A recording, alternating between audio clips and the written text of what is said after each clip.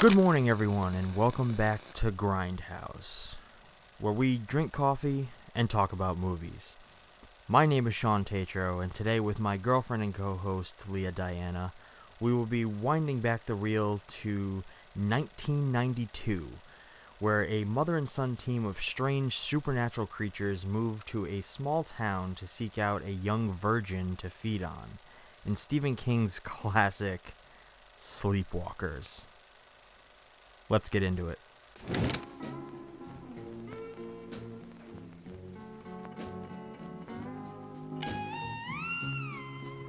Charles Brady is new in town. You can actually talk to him? Yeah, he's nice.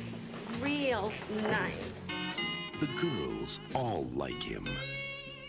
The teachers all respect him. Your teachers in Ohio must have been sorry to lose such a creative young man. The parents all trust him. He's utterly charming. But nobody really knows him. Like his mother. You cannot be in love with this girl, Charles. You don't know me, Tanya.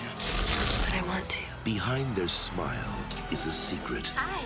Come in, Tanya. I have something for you. I don't know who you are, but I know you're not who you say you are. Behind the secret is a hunger. Does it have to be her? And behind it all is the imagination of Stephen King. Somebody help me, please! He killed one of my men. He was scared of a cat.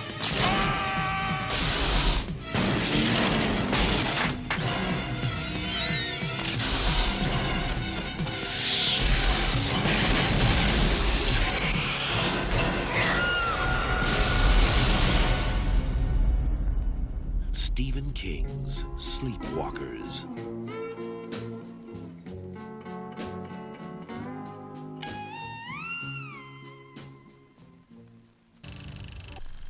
Spread the word, you dirty cocksuckers. Tell all your grave robbing friends I want them out of the city now! The nightmare of insane murder. From the depths of hell. The angel of death.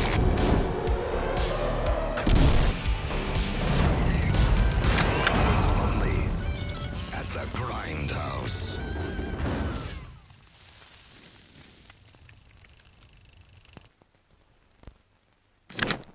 So that just happened.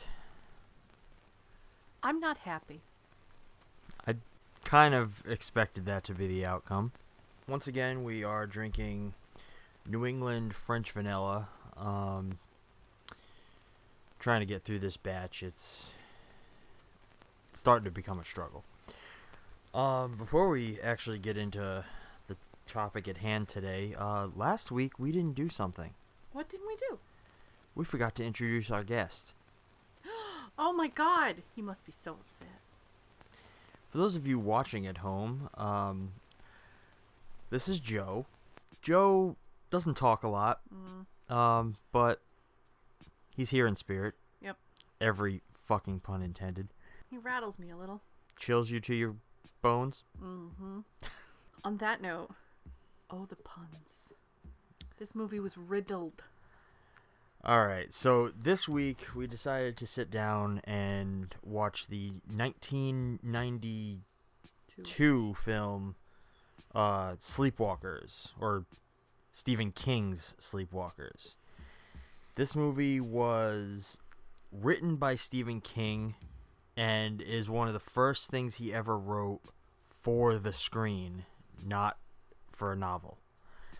It was directed by Mick Garris, who is a popular name in horror. He's done a lot of smaller horror, a little more independent horror stuff, but huge name in the industry. The film stars Brian Krause. I am going to butcher these other two names. Madchen Amick, who played Tanya, and Alice Krieg, who was Mother. I have a fun fact for you. What is Mother's other famous screen role? Words. I've seen her in a lot of things, but off the top of my head, I can't pinpoint. The Borg Mother from Star Trek. Fuck, Nemesis, right? Yeah. Oh shit. I you're was right. looking like, because I was like, I recognize her, but I didn't recognize her with all the hair. Yep. It took me a minute. I'm like, I recognize that face. She does a lot of roles, like heavy makeup and so this movie was made for a budget of $15 million, and wouldn't you know it, brought in a box office return of $30.5 million. How? Wait, this went to big screen?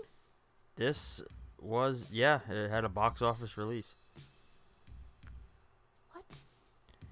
This movie has a lot of elements that make it feel like a made-for-TV movie. It's Stephen King, i.e. made for TV. Well, to be fair, Stephen King's not always just made for TV. He has garnered a reputation over the years. It is not a good reputation, but nonetheless, a reputation. Going into this movie, have you ever seen it? Okay, so I come from quite a background with this movie. My grandmother owned this movie on VHS. Your meme or your grandmother? Meme. Meme, okay. So to add a little clarification, my meme, grandmother on my mother's side, she big horror fan, and she's one of the people who got me so into horror movies. Growing up, she's the one who showed me Stephen King's It. Meme, we're gonna have some words next time I see you. She introduced me to a lot of Reanimator, like a lot of classic horror films from the 80s. So I watched this one pretty young. I had seen this multiple times as a little kid. How young are we talking about? Very young. Like, I remember this Like, far back. not appropriate age young? Absolutely not. What is with your family? This, I never, like, at that young of an age, I never understood most of the undertones that we will get into a little bit later on. Do you see my face?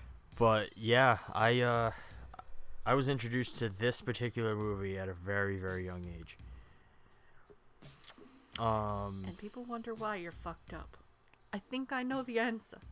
I am perfectly fine. Liar! I actually believe I have the VHS for this one as well. Oh, God. Well, yeah, it might be way in the back, though. It might be behind the TV. We have a tiny little TV in the corner, like it's black and white. Like it's this big. We're gonna have to... Uh-oh, he's pulling. You actually have this fucking movie on. It has a horror sticker on it. Oh my God. Alright. It's in like pristine It is condition. in really good condition. It's still... Excuse me, the tape is the wrong way. It has all the stickers on it. It says R for restricted. How old were you? Very young. I couldn't pinpoint. Single digits? Yeah. Had to be like 7 at least. I don't know. It's been a... Oh, the thing I was looking for is right on the front, too. What thing? The thing in the beginning. Oh, nice. So in the beginning of the movie, there is a little thing. It says, Sleepwalker. Noun. Nomadic shape-shifting creatures with human and feline origins. Vulnerable to the deadly scratch of a cat, the sleepwalker feeds upon life force of virginal human females. P-R-O-B-A-B-L-E. Probable source of the vampire legend. And it says Chilcoth Encyclopedia of Arcane Knowledge, first edition, 1884. So there's actual legend. And I noticed Stephen King does this. He pulls from like actual legend. Like Pet Sematary is an actual legend. Like It is an actual legend. Well, loosely based off of like a legend. which I think is very cool. I'll put this so everybody can see that is a really good copy, dude. That's like perfect condition. That's one of the most clean VHSs I own. You need to get the little yeah, box for it. I do. So, I did not have high hopes going into this movie. Well, let's kind of break this down a little bit. So, break it down. Following that intro text, we're brought into the former home of our two antagonists, where a fantastic cameo by Mark Hamill kind of breaks us into the horror here. We see, by the way, his fucking 70s porn stash was fantastic. We see countless dismembered bodies of cats hanging from trees, and then they discover the desiccated corpse of a little girl. Like a little or like a young adult? She had braces, that's all I know. She had braces. He calls her a little girl. Yeah. So, my exact words were, Mark Hamill, what the fuck? Did your Star Wars money run out? Honestly, I think Mark Hamill just hadn't really done a lot at that time. And this was a cool opportunity to just hop into a cameo role. Mind you, there are a ton of cameos throughout this movie. There are a ton of cameos. There are. Which I'm going to jump ahead just to the cameo sections to talk about them a little bit. Okay. In one take, one single moving shot, we have cameos by... I wrote them all down. So in this one single moving shot, we have cameos by Stephen King, Tobe Hooper, and Clive Barker. Tobe Hooper isn't Toby? Which one was Toby? The first guy is Stephen King talked to. No way. That was Texas Chainsaw Massacre. Oh my god, that's amazing. And then a little later on at the police station, we see a cameo by John Landis and Joe Dante. John Landis. Why should I know? American Werewolf in London. Never seen that movie. Thriller. He made the music video. Okay, I thought you were telling me like he's a specific zombie. No, I would have been like, I never paid attention. And Joe Dante is responsible for like a ton of other horror films. The first Howling is his. But I digress. Can we get to the most obvious cameo? Mr. Stephen King himself. I said Stephen King. Oh. And then my favorite, because his nose is unmistakable in anything he ever does. Ron Perlman. I wouldn't even count that as a cameo because he has multiple legitimate scenes. He's a legitimate actual like actor in the movie, but just seeing him I was like, that nose, man. That's him. I love his overzealous attitude throughout this movie. He comes in full of piss and vinegar. Pompous and fucking arrogant as shit. Does he end up dying? Yes. Well, no. He gets injured. He gets his fingers bitten off and his arm broken and then bashed in the face, but I don't think he dies. So after the introductory scene with I have something from the introductory scene that bothered me. How did the corpse scream? So the corpse, I don't think was actually screaming. I think that was just kind of a jump scare moment. Why do horror films feel the need to jump scare us with certain things? Like, if that corpse pops out, there's no screaming involved. Just let it happen. Like, I know jump scares are cheap ways to get some thrills. I hate jump scares. If it's appropriate, fine. But if it's like The Conjuring, the jump scare in The Conjuring where the hands come out, that's appropriate. Well, there's build to that. There is. But I'm sorry. Silly little things like jumping out at you. So following this Mark Hamill intro scene, we get thrown into a fairly standard 90s title sequence. By the way, I loved the Freddy Krueger style slash into that opening scene. So weird. I was like, what movie am I watching? But we move from that into introducing our protagonist, Mr. Brian Krause. Brian Krause, who Which Babyface Kraus. the thing I find weird about this, watching it now, is the idea that we're introduced so quickly into the weirdness of them. Like, immediately you see Charles. He's Brian Krause. Charles. He's looking at a yearbook photo of Tanya, And he's cutting and then himself. he carves her initial into his arm. What? Which, I don't know, it's just so weird. But if you notice, there are initials all over his arm. So I feel like every time he takes the life force from somebody, he carves the initial. Which I think is premature. Yeah. A little premature. He'd get a little cocky in his killing age. I don't know, I just think he, they play that off like you immediately feel weird toward him and his mother. Like, you should kind of initially, just assume they're regular and then shift into weird. It's Stephen King. I know, but it just felt like that's what I probably would have done. I probably would have made you relate to them and then made the shift.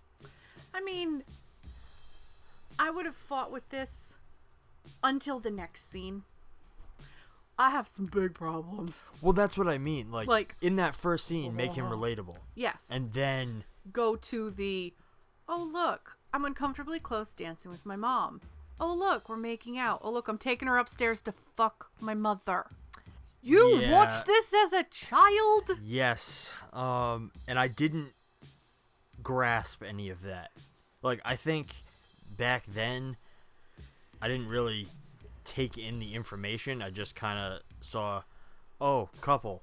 Oh, evil cat monsters. He calls her mom. She calls him son. But try and think about when you watched movies when you were a little kid. You didn't really pay attention to what was being said. It was just visual stimulation. My parents and my grandparents would make me stand in the foyer while watching weird movies and not allow me to see those scenes. So I knew something was up.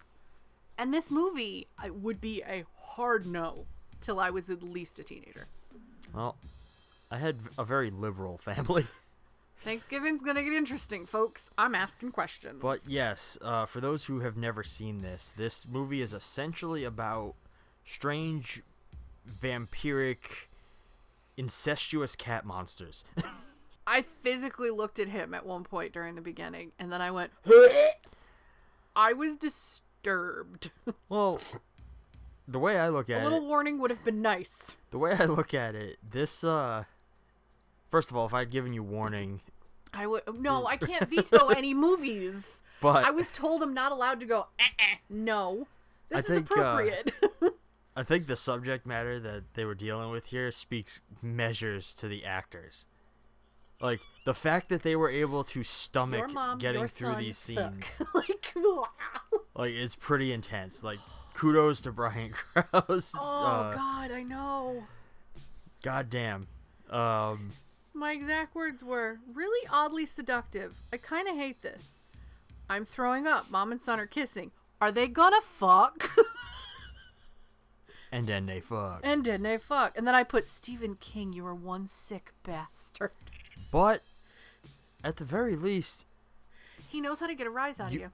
You can't come out of this movie saying you didn't see something different. Come on. An Oedipus complex is not what I wanted to see today. No, but you saw something different. It wasn't what you were expecting. It's not. Honestly, I saw that. See, so this isn't the case that we saw. It's the other one. So this is the one that I saw. That's what I saw. And it's oh, cute little kitties, some fire in a car. Not, mommy and son are gonna fuck. I would have liked a warning. There is incest. Beware. Ugh. Well, moving on from the... It happens multiple times. I'm gonna bring it up. Yes, it does. Moving on from the weird cat creature fucking. We are introduced to Tanya. She works at a local small theater. I super appreciated the hilarious Walkman dance sequence. The hair everywhere. And then the, meet cute moment where he goes to get popcorn. Oh God, it was so. Honestly, that would have been fine if they didn't put the incestuous part in the beginning. If they were like, oh, he's creepy, then cut to him going, oh, Mom, I'm going to the movie theater alone. Oh yeah, take out all that. Put that after that. Make us like him a little, because automatically I was like, dude, creepy vibes. Creepy. Ooh. I can never see Leo from Charmed the same way ever again. And you never will. I'm just gonna look at him and be like, motherfucker. By this point in the movie, we've already been introduced to the theme a couple of times, and I actually really liked it. The musical, that humming musical theme. Yep, okay. I enjoy that theme. It's a thing in his movies. It's subtle. It's eerie. There's always some sort of like tone or like. Yeah. It's kind of I like that. And it's kind of like you instantly know it's a Stephen King, like, story. Yeah. And the opening few scenes of this movie, they kind of progress really quickly. So like right after they meet at the theater, we almost immediately jump to them in school. Yep. Charles reads this story. Literally, he reads the story about him and his mother. Yeah. Out loud to everybody. And nobody believes it, of course. Yeah. We also are introduced in this scene to Otho from Beetlejuice. I was like, dude, Beetlejuice, dude. And this guy's name is Charles, and the father's name is Charles. So immediately, if you were questioning who is one, he goes, "All right, Charles," and I'm like, "It is Otho, definitely Otho." And Otho in this movie is a fucking dick. Yeah, don't they even say, the girls say, oh, that teacher's really creepy. He's always been creepy. He's like, they said something about it. I believe so. And I'm like, okay, interesting. Like, we're talking slap kids on the knuckles with a ruler dick. I got that. I went to Catholic school. And why the fuck was he, he immediately had it out for Charles. Like, just because of what? He called him out on being an idiot? Maybe it really is Otho. And, like, after everything happened, he became a cranky teacher in, like, Maine or something.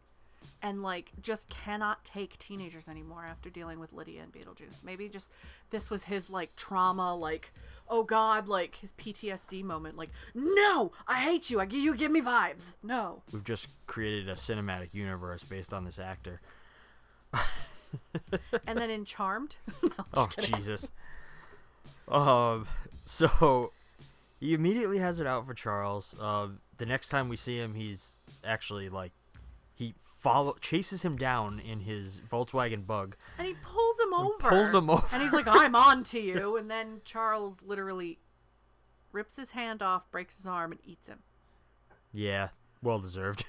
Honestly, I would have done the same thing if that teacher drove me off the road to yell at me because I give him sketchy vibes. No, the sketchy vibes are warranted. He has a reason to be like, oh, you're sketch. Yeah. But, like, I also am like, yeah, Brian Krause, eat him.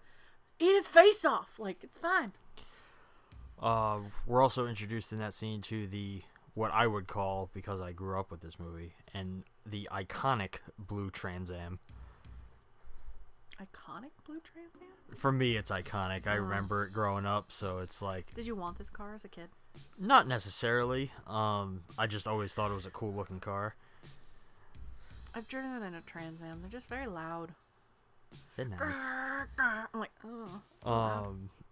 It's not long before Charles brings Tanya home from school.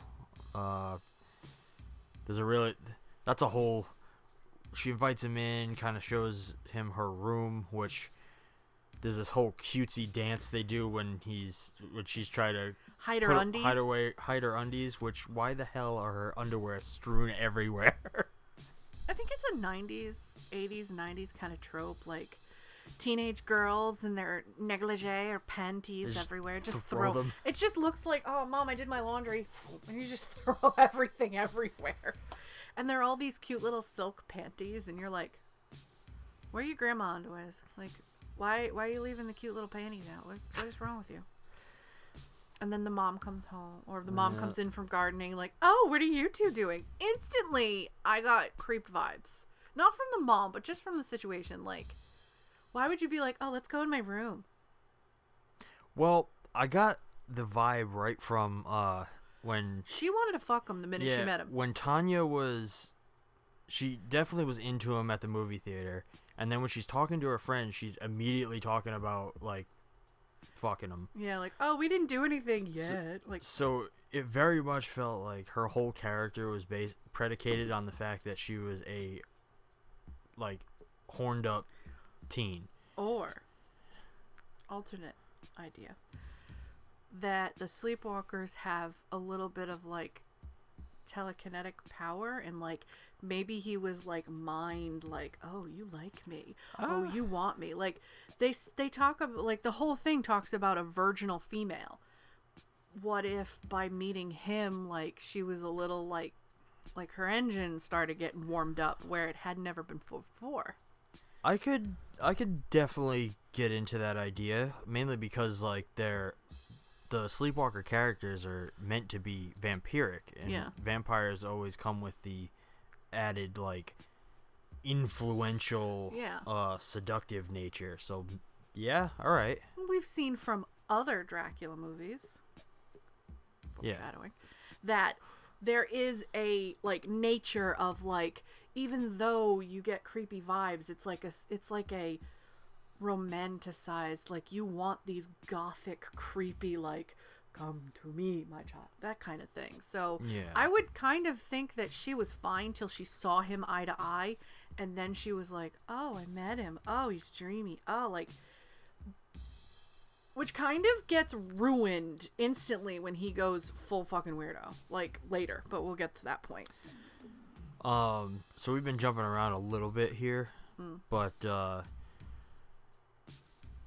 so he offs the teacher out right in the away, woods, which we actually get our first instance of the face morphing in this movie. When he sees, Clovis the cat. Clovis, by the way, loved Sheriff Andy. Oh my God. Or Deputy Andy, whatever he was, and Clovis. Clovis. Oh my God. Was the coolest fucking cat. He was so fucking cute. Oh. That face morphing, first couple face morphing shots that we get there are not the greatest. Like, the technology just wasn't there. But you kind of have to put yourself into 1992, where that was probably either done practically or with claymation. I believe most of that was done practically. Practically. From what I could tell, like, I watch a lot of this shit. I can usually pick the stuff apart. But it looked to me like they essentially just took two separate shots and did kind of dissolve with them. The first one when he face morphs in front of the teacher, that looked like just two separate shots because he even, like, slightly position moves. Yeah. And then in the car with Clovis, they go through, like, multiple faces. They went through 4 faces, I feel like. There might have been a little bit of claymation in there, but, like, I think it was at least, like, him and then the like, makeup head, the small prosthetic, and then it was a bigger, and then it was the final form kind of look.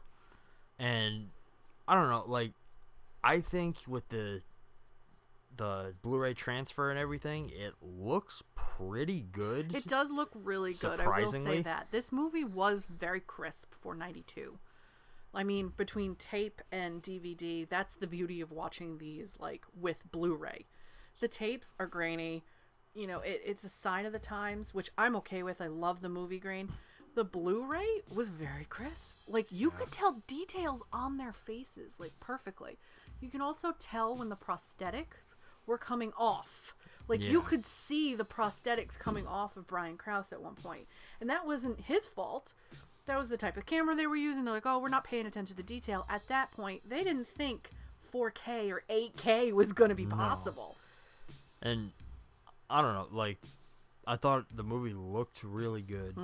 Overall, the special effects surprisingly age well for the time. Like, most 90s things look like shit now, and like that, all things considered, looked pretty good. But you did say that this was an actual big Hollywood release. I wouldn't say big, but it had a theatrical Yeah, it was a release. theatrical release, so with theatrical stuff, I feel like they at least try a little harder. Oh, yeah, for sure. One thing I'd like to touch on is in the part where the sheriff or the police officer was playing with Clovis. He had a koosh ball. He actually had a koosh ball, and I was like, oh, I could tell this is the 90s. There's koosh balls. I actually do own 2 of these. I love these things. The smell is still there. People that played with these know these still smell. I've had them for years. But I loved the whole dynamic. Like, they built the character between the 2 of them before they even built like more of a story between the mom and the son. Like, why are they running? What's going on? They touched on the mom can feel the other sleepwalkers, but Charles believes that there are no more. I love that element is in there.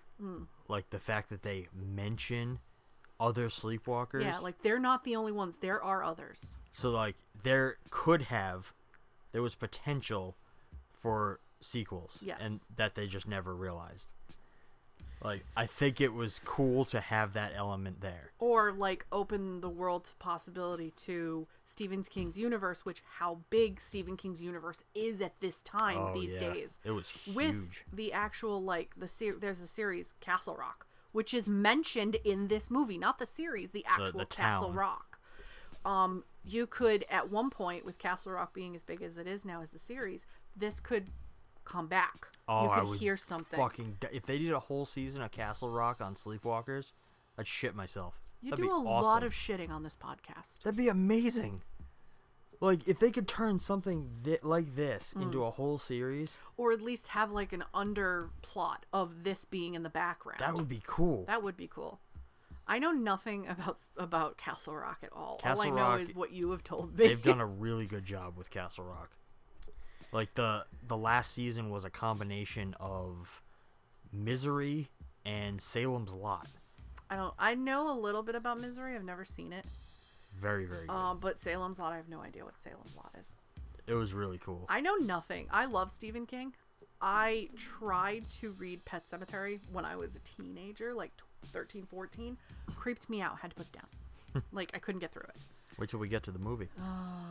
The original, please, because that remake. Yes, the remake blew. Oh, we didn't like it. We saw it in theaters too. Before we jump too far ahead, we were introduced to Tanya's parents pretty early on, and fun fact about the actors. Yeah, I recognized them. Those 2 actors have played parents together multiple times throughout their careers. In things like Ferris Bueller's Day Off. She's having a baby. And they apparently got married in real life. No way, really? So they are real life mom and dad. What you do as a couple, you stay as a couple. That's so nice. One of the other powers that they show. They can make themselves and things go invisible and change. So that's where I kind of get this weird telekinetic thing from. Like, there could be other powers behind that. That was interesting. The invisibility thing I thought was really interesting. That ability has always been strange to me because they're like cat monsters. But what if you take invisibility hear me out, because there's an Egyptian theme in the beginning, mirage. They manipulate the scenes to what you believe. So where there actually is a car, they're manipulating as a mirage to where it's not there anymore. Cat monsters. Oh, okay. Because Egyptian, I'm a little rusty with my Egyptian stuff, but Egyptians, mummies and stuff like that fear cats because they are the guardians of the underworld. Yep, they worship cats. So that would make sense that they're afraid of cats because maybe they're a creature from the underworld of Egyptian lore. Fuck, I never even connected the Egyptian thing. Because they have the Egyptian hieroglyphics and stuff in the beginning, and I was like, oh, okay. That's a cool idea. All right. So where they're manipulating it with the sun and everything as a mirage. Yep.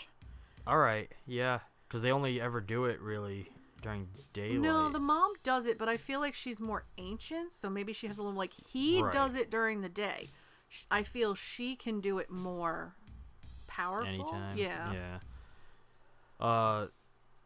That was another thing I thought they did a fucking phenomenal job with the car morphing. Yeah, I honestly was like, ooh. It feels like they took transfer and they just kind of like very carefully. But that's the thing. Like, if you look at every one of those shots where something either turns invisible, changes shape, whatever. It's very smooth for the time. It's very smooth. There's camera movement involved, which means they had to do... So, like, that's where the $15 million went into. The first shot of the Trans Am, when it turns invisible on the side of the road, it's essentially, it's a pan from screen left to screen right. No, sorry, screen right to screen left. And you see the whole car turn invisible.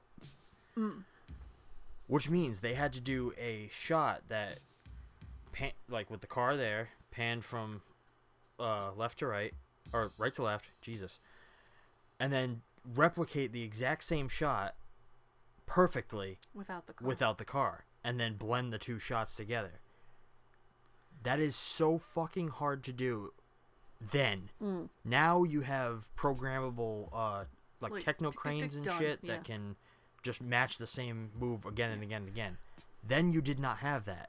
You had one guy who was like, all right, knees don't fail me now, and just very, very careful. I'm sure they had much more advanced shit than, like, I would ever have access to, but holy fuck. Yeah. That was impressive. Every single time they did it, it was clean as all hell. And the car change. Because after the chase, he's like, oh, I need to change it. So he changes it into a red Mustang. And then when he gets too far away because he's younger, he mentally loses that ability to change it. He's also not focused on it. Yeah, he's focused on trying to get Tanya at that point. And it didn't do it fast. It slowly. And you heard it. You heard the noises of the change. Pop, pop, pop, pop, pop, pop. Which was like, very pristine. It was like, damn. That's awesome. Ooh. It was really well done. Yes, that was very well done. All right. Needless to say, Charles and Tanya go out on their date. Oh, we're missing quite a bit before that. Are we? Yeah, so after the whole school scene and he gets home, the mom's like, did you get her? Oh, no, we're going to go out tomorrow. And the mom starts beating the shit out of him. Like, boom, boom, boom. But the minute she sees that he's injured, she's like, she goes all mommy on him. Like, oh my God, what happened? Who hurt you? What's happening? And he's like, oh, I killed a teacher. It's only a matter of time before they find it and we got to leave again. So this has happened multiple times. So they're having a hard time feeding on life's forces and moving to the next places. Like, because the sign of the time, technology is getting a little better. They're not able to hide. So I'm like, how old are these guys? Well, that was another cool element I thought was, like, looking at it now, you get this sense that the times are changing. It's getting harder to hide. It's, if you think about the the way society changed, virgins are scarcer. Yes. Because people are having sex earlier. They're fucking, there's a lot less people with virtues. So they're, like, because this is what, 92? 92. You said? So, yeah, like, it was becoming more and more difficult to find their prey. Which, I don't know, I thought that was really interesting. Yeah, if they're from Egyptian times, like, it is easy to, like, steal some random virginal girl from, like, a poor family. Nobody would think anything. They would, oh, she just went missing. Oh, like, they didn't have the sources they have now where, you know, they find that guy, they can ID him, they can ID Charles just from, like, nails and hair because of the brutal way that it's going to leave DNA and stuff. I would be pretty interested to see, like, somebody try to tackle this now. Like, just because of how, like, you'd have to figure out ways to make this work with today, and it would be very hard. It would be very hard. Like something like this where they could just ID. They could ID the car really quick. Like, I don't know. This would be tough. Yeah.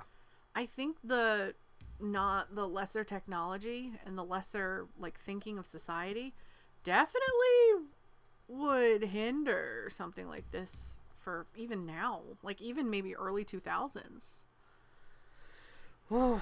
Let's see. Then they have sex again. I'm gonna skip over that. I'm tired. All right. So, cute little Tanya is packing the lunch for the outing, and it's mentioned that she's a photographer. She's a photographer, so she's got a really nice camera. She's got photos all over her room that she shows him. Canon shooter. I want that Canon. Oh my god. I saw that and I'm just like, I want her camera so bad. When they go out, she's taking pictures and stuff. And one of the comments after they get to, it's called Homeland Cemetery. The comment she makes is, he says, your mother is gonna want some rubbings to know that we went out here. And she goes, me too, Charles. I was like, ew. Just take your pants off and fuck them already. This is gross. Oh, while just fuck him, but be careful because mommy's juices could still be on his dick. Gross. Motherfucker. I'm never gonna live this one down. Oh no, you're not. There's definitely a huge there's a big date rape element to this scene in particular. Ooh, this scene was tough. Where like the violation would be like the theft of life essence. Yes. Rather than the theft of innocence. Like, he even is like when so one of my comments I have is, oh, I've fallen and my vagina is available. Because like they trip and fall and they roll around. And he even they start kissing and he pulls away and goes, I'm sorry. He needed consent from her to let it happen because she goes, no sorries, which means that she is open for it. You see, like I actually very vampire thing. I really, really liked that element. Like the idea that he showed a lot of hesitance. He showed restraint. And it was her that urged it. Once she opened up and she urged it, he was like, oh, okay, I've been welcomed in. Which I guarantee you probably wouldn't fly very well today. No, this movie would not. But nope. I thought that was interesting because normally you see like the girls would be pushing, like the woman's defensive and the guy is forceful. He wasn't. He wasn't. He wasn't until she gave consent. Very, very. Oh, what's the word? It was very chivalrous until the moment she let him in. Now, I'm not condoning any of this. No, absolutely but I think not. it's a very vampiric kind of tale. Yeah. You cannot vampires cannot come in unless you invite them. She said no sorries, and she opened up. So the vampire in him was like, "Oh, okay, game on. Here we go." Yeah, it was very interesting. He even showed hesitance when he was talking to his mother, saying like, "Does it have to be her?" Yes. Like he didn't really want to take her, but as I guess has to feed his mother, has to feed her soul, so, There's also a really strange comical nature to this attack sequence where he's like making jokes the whole time. He goes from nice guy Brian to creepy guy Charles so quickly. So like, fast. Where are you going, Tanya? Like, what happened? Like, the minute he's like, oh, nope, she's a slut. Here we go. Like, whoa. Yeah. Pump the brakes, dude. It was pretty ridiculous. Like, at one point, she starts attacking him with stuff, and one of the things she attacks him with a corkscrew. Right in his eyeball. Takes his eyeball, and he doesn't stop. Side note, the practical effects throughout this Holy shit. are great. They are great. They hold up very well today. And I think whoever did the prosthetics did a great job. They held together, even through that fight sequence, because she's beating him up. They're on the ground and shit. He still looked pretty good. It wasn't until, he gets back home that you can see that the prosthetics are starting to, like, kind of look a little. Well, they were also bigger. Yeah, bigger because prosthetics. that was like there were the smaller prosthetics there, and then he was full cat vampire at home, so they were a lot bulkier. Right. It was weird. The sheriff's singing in the car. Just driving and singing. It was great. I loved it. Oh, that sheriff, he was hilarious the whole movie. Oh my god, I want that man to be in more shit. Like, he was perfect. I loved him. I also think that the mother performance was really good. Oh god, yeah. I think she played that character very well. You've seen the Borg Queen. Yeah. She's fucking in that movie. Incredible. That movie Nemesis wasn't very far away from this. No, she was, I think, pretty popular around this time. Like, she can do creepy real well. Like, her creep factor is incredible. I mean, hop, skipping, and jumping a little bit here, but like, Tanya gets rescued, thanks to Clovis. But the sheriff gets a pencil through his ear and into his brain, and then he gets shot in the back. Oh, yeah. And then poor Clovis saves the girl, but it ends that scene on Clovis pawing the sheriff and crawling onto his chest and waiting there until they get there. Andy didn't deserve to go out that way. Oh my god, I was heartbroken. Like, oh, that poor cat. That poor dude. But they take her home. She obviously got a police escort, and cop hangs around. Parents are very distraught. Yeah. We get a super reminiscent of Nightmare on Elm Street bathtub sequence. Like, it's like ripped straight out of the first movie. There is a scene that bothers me where the mom is visibly upset and she drops the tongs and stuff like that. And the father's like, calm down, it's okay. Where is Tanya? Oh, upstairs. She needs to get clean. So even though she wasn't technically raped, she was violated. Yes. And could have been raped. But I got sketchy weirdo vibes from her mom, like she is unclean. Like, oh, she is unclean. See, that's not how I took that. No, you took it more as like, oh, my baby's unclean. Like, oh my god. I think I took that as my baby just went through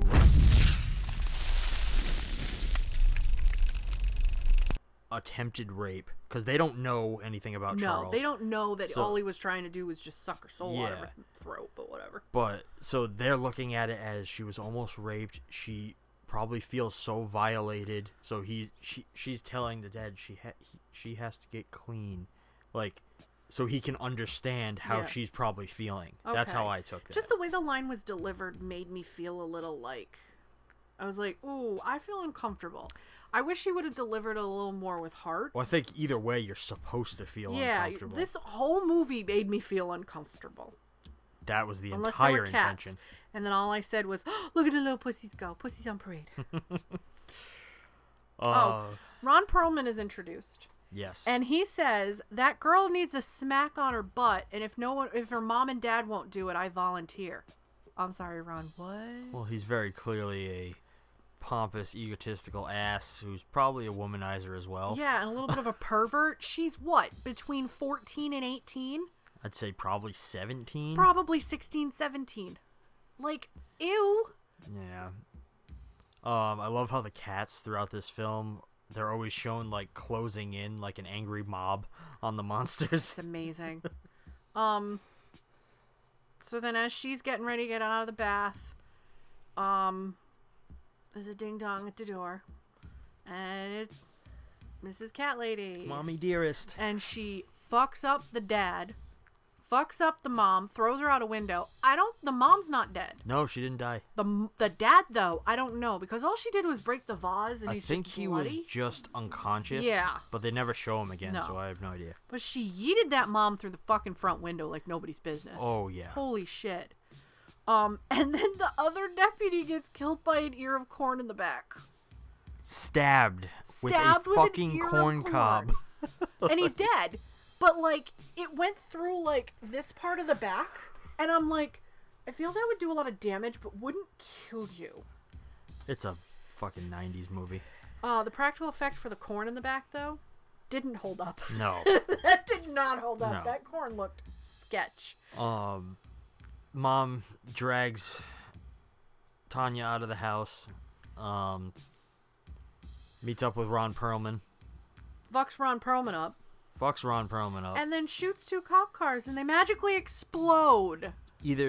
Alright, by movie logic, either she's a fucking deadeye and hit the gas tanks perfectly, or those are just some fucking explosive goddamn cop cars. And they're nothing but they're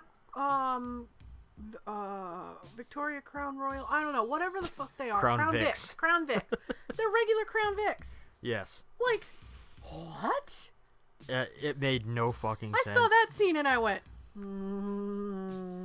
this was a choice. But it's a 90s movie. They blew shit up for no fucking reason. Michael Bay was available for this film. Let's see. She was just snapping fucking cats left and right, like, I'm like, oh god. Yeah. He must have a field day with this movie. Just snapping cats. She, basically drags Tanya back to their house. By her hair. Oh. Brings her to see Charles. Brian Krause was totally breathing. He's supposed to be dead. I know he's supposed to be dead. I don't think he was supposed to be dead. Really? No, because, like, he, then, like, wakes up, like, opens his eyes, and then starts to try and take her soul again. So I don't think he was supposed to be dead. He was just, like, near death. Excuse me. So probably, like, shallow breathing, like, very shallow breathing, stuff like that. So they're doing this whole fight thing, and then the actual, like, big sheriff shows up and finds Clovis, and Clovis leads him into the house, climbs a tree, breaks a window? Yep, Clovis literally Clovis just goes paws boom, through a window. With the magic of Blu-ray, you can see where the sugar glass was on that, and that was hilarious. It was great. But I'm like, is Clovis magical? Was Clovis supposed to come back in some sort of way? Clovis has just seen some shit. But he's Clovis, a grizzled cat. I'm sorry, Clovis seems like excuse me. Clovis seems like he should be like some sort of magic. Like, oh, Clovis has been around for years and he's the protector and he's been following What is he, these Zachary guys for Binks? years. I don't look. It's Thackeray, not Zachary. Thackeray Binks. Where have thou been? Can we cover that movie? We get a weird scene where Mommy makes Tanya dance with the almost dead Charles. Oh my god! And he's like, and he's like Frankenstein. He's shambling like a corpse the whole time. Oh, and she's just screaming. Yeah, she's just screaming her ass off. Oh my god! And I want to yell at Tanya, stop with the eyes. I could not take her just like thumbing his eyeballs. I was like, I was freaking out. That was like, good not effect, the eyeballs. And then the fucking trap. They had traps all over the house to stop the cats, because the cats are poisonous to these sleepwalkers. Like the minute you get scratched, like there's real theory that there's something called cat scratch fever, which you can get real bad infection with cat scratches. Yeah. So it makes kind of sense. But there are traps all over the place, and one of the police officers just steps in a fucking trap. And I was like, oh, stop with the traps. Like, you hear, I'm like, oh, God, stop it. Stop with the traps. This movie was, like, making my skin crawl with just how much, like, weird stuff. When the sheriff dies, I wrote, the sheriff was on the fence about this situation. Because she just picks him up and right on the fence. Also, ending sequence. She magics herself out of the house. She goes after Tanya. Well, everybody's dead. All the cats just magically scratch her on fire? So I think that was supposed to like go in with that cats are deadly to them. But it was thing. almost like the cat scratch was like the sunlight for vampires. Yeah, it was. I was like... I mean, you have to take everything with a kind of a grain of salt, because Stephen King basically made all of this up, so... Stephen King, if you're there, I would like to know what drugs you did from the 70s to the 90s, because I would like some. So much cocaine. Oh my god!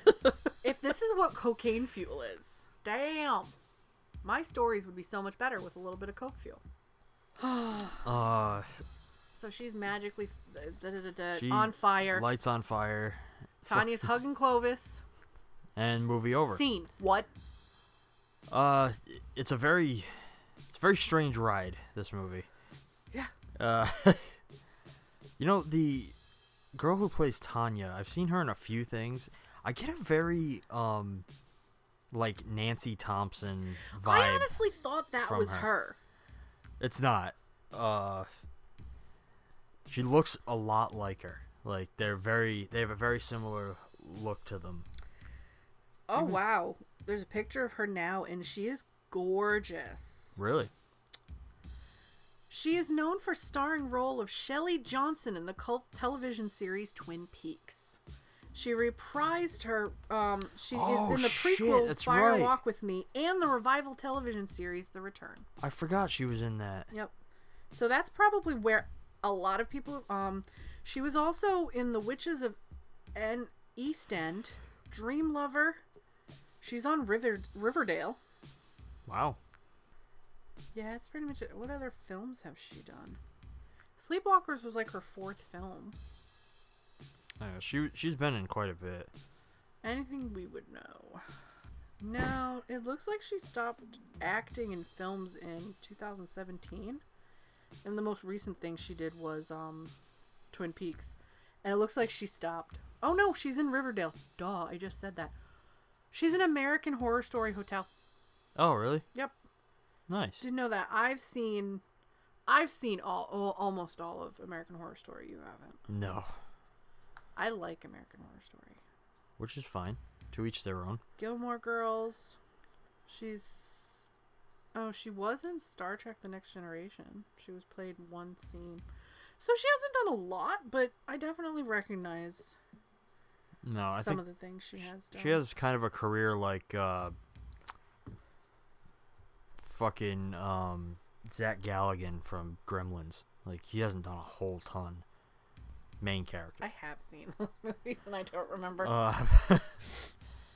So, this is definitely one of Stephen King's like stranger stories, especially since like it's not based on any of his previous work. Is this as strange as it gets from this man? No. Stephen King does some weird shit. Like this. So much coke. But you know what? Personally, I think that most people don't take risks like this. I personally think that this is a very interesting movie because nobody. Who do you know that would be like, oh, like what's cat creatures, vampiric cat creatures? Like nobody. I can tell you where I thought this was going. Okay. But I don't want to get people like fired up about it. Honestly, I looked at it and was like, I'm very surprised it's not more of a furry kind of movie. Like, because there's the transformation and there's like cat. Like, honestly, that's what I thought from when I saw the other one. Oh, yeah. The other cover. From this cover. Like, this cover is totally different. But this cover, I was like, oh, okay. All right. I had like kind of a vibe of that one. This is the cover I grew up Yeah, with. that's a very like the two covers have very different kind of feelings about it. I'd never heard of this movie before you were like, "Oh, we're going to review this one." And I'm like, "What is this?" I've never heard of this movie. No? Ever. Nope, never. Yeah, this is it's an interesting one. I think if you're a Stephen King fan, you'll definitely find merit in it. If you're a horror fan, this is cheesy. Oh, it's super cheesy. Super cheesy. But a lot of it, especially if you're watching it in Blu-ray, it holds up. Yeah, I mean, the practical effects are really good. Even the performances are solid. There wasn't any of them that felt forced. No. Like, I think Brian Krause is a great actor. Like, I watched him on everything for Charmed, and I always thought Leo was really cool. It was nice to see him in, like, this kind of role. Yeah. I think the one thing that doesn't really work super well is the structure of the movie. Like, the way the scenes fall out. Yeah, it doesn't flow like I want it to. Like, it's a little I quick. think it should have been, like, the pacing needs to be a little slower, and some scenes should be farther in the movie. I think they should have built up the mother-son dynamic, normal mother-son, and, like, made him a likable character before they jumped right into the creepy stuff. Actually, yeah. Like, I think I think this would work really well as like a limited series. You know, nowadays limited series are like kind of what Disney Plus is doing. Yeah. Yeah, I think it is. I know America has like limited series. That's what they call them. But like I watch international stuff, and they do 1 season stories all the time. So to me, that would be a great one. Like this is it, 12 episodes, 24 episodes done. Yeah, like I think if Castle Rock did this as a season, I think it would work It would really be really well. good, yeah. And the fact that they mentioned Castle Rock even in this would make so much sense if they tied it into that today. It would make perfect sense. Like, oh wait, why is this tie in? Because they mention get Castle Rock police over here quick. Yeah, and even like Castle Rock, the way that series works is nothing is based specifically off a Stephen King story. Yeah. Like it's not like one season is the story of Misery or anything like that. So what they do essentially is take elements of Stephen King's work, characters, like types of creatures, things like that, and then they towns, and then they create their own story within his world. Yeah. So each season is just a very unique original story set in the Stephen King universe.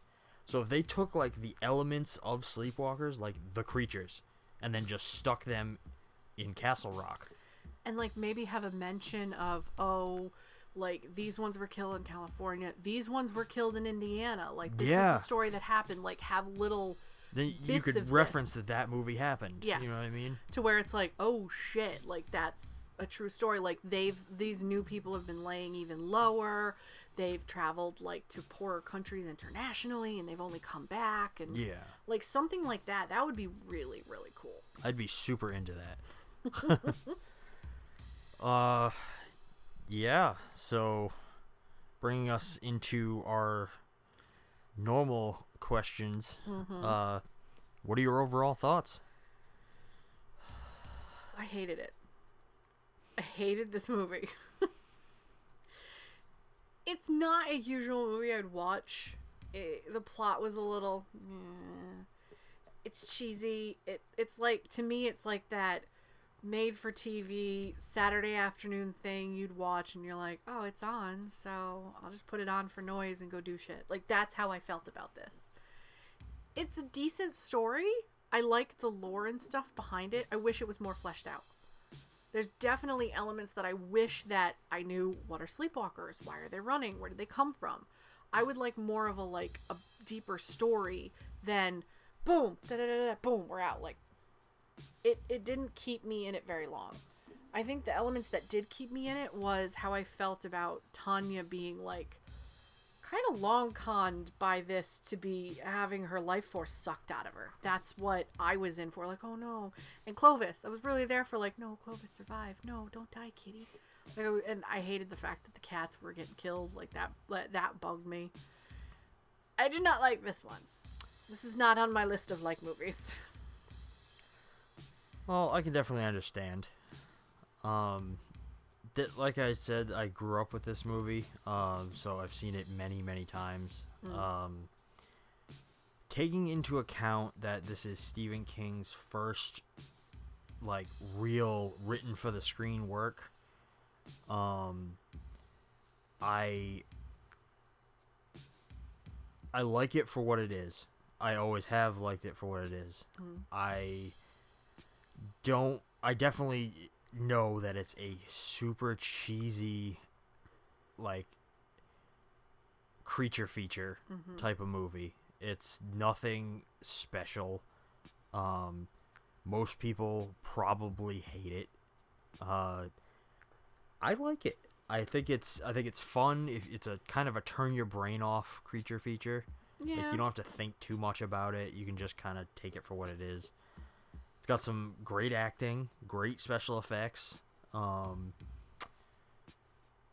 Story could use a lot of work. Yeah. I do hope that someday somebody fleshes it out into something longer. I think that would be really cool. But I think the overall concept is pretty cool. The concept's cool because the whole Egyptian like lore and the I wish history that had behind been, it. Yeah, I wish that had been played up more. Yeah, I really do.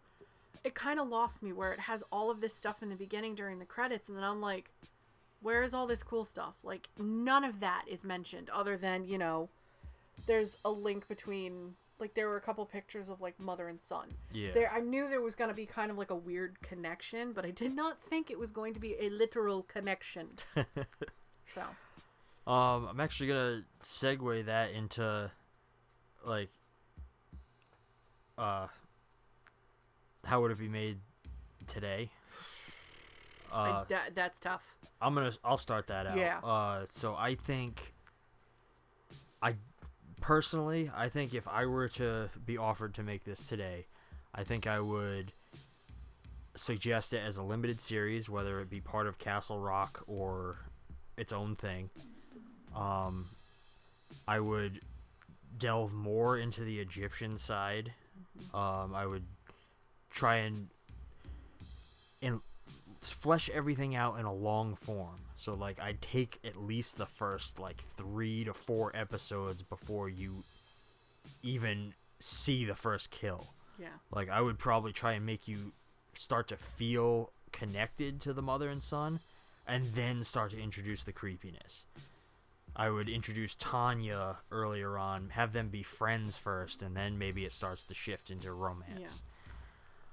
Yeah. I definitely do more with all of the characters. Even the cops, I would flesh them out more. I probably wouldn't kill off Andy.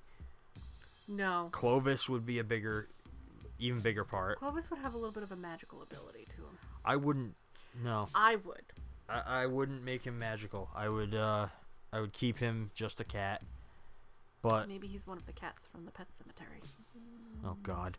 Yeah. See. But yeah, that's what I would do with it. I'd want to see this in book form. I would want to see him write this in a book form. I think his books do much better than his film because he is such a detailed writer that it's tough to see all of the details on screen. They did a decent job with it. They really did. But I know there's shit missing. Tons of shit missing from that book to that story. I know that Pet Cemetery, tons of stuff is missing. I would rather see this in a book form to read it, to garner my own images of this story. This is great, but sometimes a book is better than the movie, even if it's the other way around where the movie was first, in my opinion. I think it would have been pretty cool to read this. Yeah. And I don't think he had ever fleshed it out into anything longer. To Google. Let's see.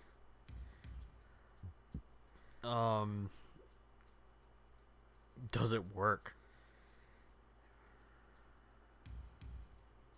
Does it work? No. It's missing a lot. I think it's a decent story. It's a great start. I think there could have been more. So I'm going to say no, just because I think there could be more to it. All right. For me, I think it works. If you're someone like me, if you're someone who just likes horror and just, especially if you're into cheesier horror, which a lot of people are, I definitely think this works. I think it's got enough practical special effects. It's got enough gore. It's got enough that acting is good enough to be at least enjoyable to some people. Yeah, there are elements of this that are so fucking cheesy that they make you laugh, but that's part of that fun element. This is a fun little horror movie. Doesn't have to be deep. It's just fun. Fun? All yeah. Right. Okay. And a little bit cringy. A little. I was practically crying. I was like, oh. I already know the answer, but would you recommend it? No. No. I would recommend this to my friends. If we all got together and we drank and I'm like, hey, you want to see some shit?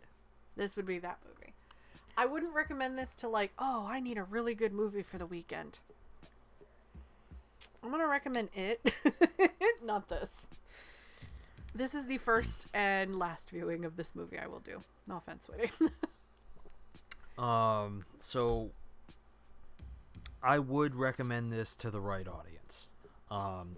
Like you said, if it was like a group of people looking to watch a bad movie or a cheesy movie, I would recommend Sleepwalkers for sure. If I would recommend this to people that like bad movies or like that cheesy style 90s Do you know aesthetic. who I definitely recommend this to? Guys who Best of the Worst. Oh God, Red Letter Media. See, I wouldn't. I don't think this is bad enough for them. They would rip this apart. I think maybe I'd recommend this to them for a review. A review? You know, yeah, like the review show that they do. Yeah. But Yeah. I wouldn't recommend this for Best of the Worst. No way. It's not bad enough. Well, Best of the Worst has to be certain movies. Best of the Worst is literally the worst. Yeah. So the worst of the worst. This isn't that bad. No, but they would rip this movie apart though. Oh, in review they would tear it I to feel shreds. like they have ripped this movie apart personally, but just not aired it.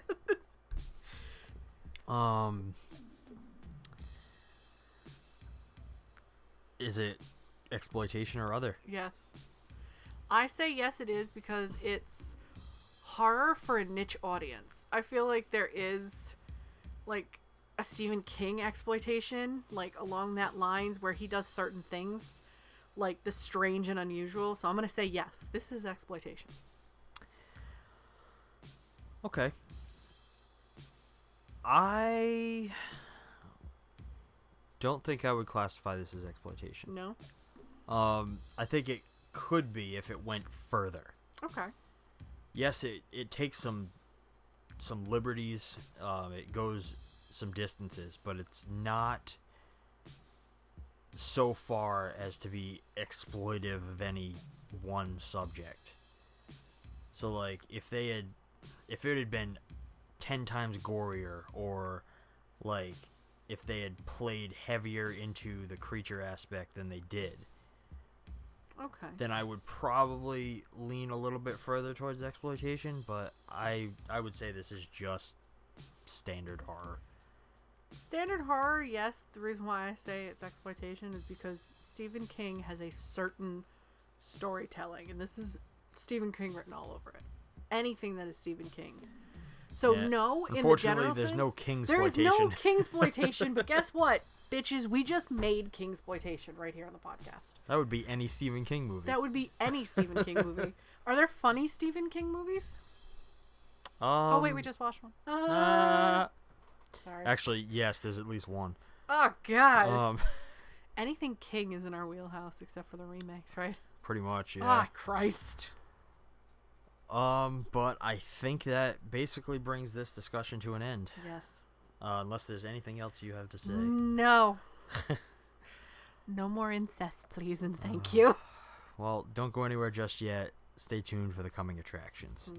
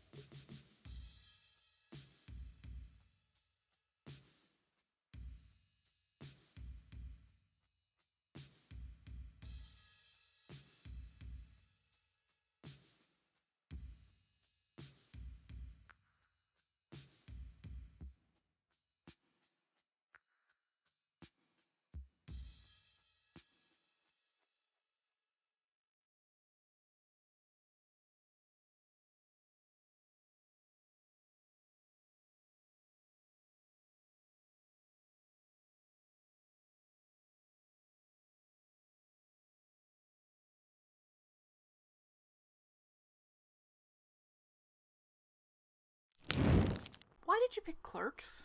Why wouldn't I pick Clerks? I mean, after the trash movie that we just watched. It wasn't trash. Come Feline on. abomination. Oh, Jesus. It was not a meowsterpiece. I want to die. No, Clerks is one of my favorite comedies of all time. And I don't know, we're trying to vary things up as much as we can. We don't want to do too many horror movies in a row or too many action movies in a row or whatever. So figured we just did Sleepwalkers. We've done a pretty good variety so far, so Clerks was a good one. Why not add one of the weirdest dark comedies that I've ever seen? To preface, I saw Clerks 2 before I ever saw Clerks 1. Oy. I believe. Not 100% sure. But yeah, these movies are, I don't know. I remember it being a certain way, so maybe I'll be surprised that it's different now that I'm older. Because it was in my early 20s that I saw that, so. Yeah, Clerks, I don't know. I feel to me, it's one of the most relatable comedies that anybody has ever made. And painfully relatable? Yeah. I mean, almost everyone everywhere has worked a shitty retail job at some point. Or fast food. And you just, the types of people you encounter, and I don't know, I feel like this movie is kind of like the dream of all of those people, to be able to just say what you want to the customers. Do what you want, say what you want, fuck everybody else. Yeah, I can see it. Plus, it's the debut film of Kevin Smith, and yes. I highly respect that man. You do. You try to look like him. I don't know if I try to look like him. I don't go around wearing giant fucking jerseys and... No, but let's talk about the backwards hat you wear all the time. Listen. All right. It's a good style, actually. It looks good on him. If he's not wearing it, I'm like, where's the hat? Yeah, I don't know. I'm pretty excited to talk about it. I'm excited to see this one again because, like I said, I remember it being a certain way and being like, oh, this is stupid. I'm a lot older now, and I've been through the shit, so maybe it might be better? Who knows? I mean, I don't think anybody can watch this one today and not get something out of it. Yeah. It's... Especially the way the world has been the last couple of years. Yeah, for sure. And, the way people are, kind of waking up to the day-to-day bullshit. Yeah. It's kind of... This one's very topical. I'm surprised that it hasn't become far more, renowned now than... Give it some time. We did just go through the Great Resignation. Yeah. And I'm hearing rumors on the wind that there is another one coming. Oh, boy. Oh, boy. Yeah. The wind being the internet. Oh, God. All right. Clerks. Y'all ready for next week? I'm tired. Shit. Well, I think that's going to wrap things up for today. For more recommendations on films or coffees that you should check out, if you'd like to check out our extensive movie collection. And growing by the day. Or you want to see some fun behind the scenes or chat with us, you can recommend us some movies or some coffees that we should try. Come find us on Facebook and Instagram at Grindhouse Podcast. We're on Twitter at Grindhouse Cast. Find us on Discord, or more apt, find Leah on Discord. Also at Grindhouse Podcast. Yep. We hope you keep listening to us and give us 5-star ratings on Spotify, iTunes, Google Podcasts, Stitcher, or wherever you get your morning fix. New episodes come out first thing every Monday morning. If you're listening to the podcast and you want a more visual experience, subscribe to us on YouTube, where you can get every single episode in its entirety with video. Almost all of them have video. Sorry about the technical difficulties. Lately, we have had a few episodes here with some technical difficulties on the video side. But we think we have that squared away now, or at least we hope. We hope. hopefully we won't encounter any more problems going forward. If you like what we're doing and you want to show this, if you like what we're doing and you want to show the show some support, you can find all that information down in the show notes. Until next week, I'm Shawn. And I'm Leah. Thanks for listening, and keep watching.